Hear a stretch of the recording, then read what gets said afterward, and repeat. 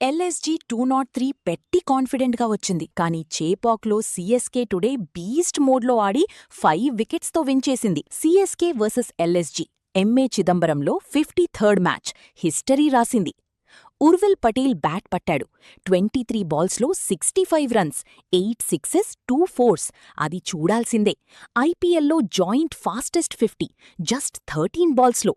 Stadium కంప్లీట్గా fire అయిపోయింది. సంజూ శాంసన్ కూడా పవర్ ప్లేలో 28 రన్స్ చేసి ఫౌండేషన్ వేశాడు.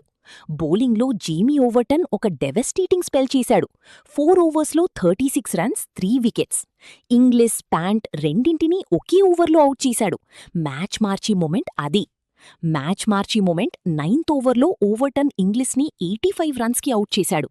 ఆ వికెట్ తర్వాత ఎల్ఎస్జీ 203కి రిస్ట్రిక్ట్ అయింది, 220+ కాదు. డూబే లాస్ట్లో బ్యాక్ టు బ్యాక్ సిక్సెస్ కొట్టాడు. సీఎస్కే 4 బాల్స్ స్పేర్లో విన్ చేసింది. Man of the match Jamie Overton.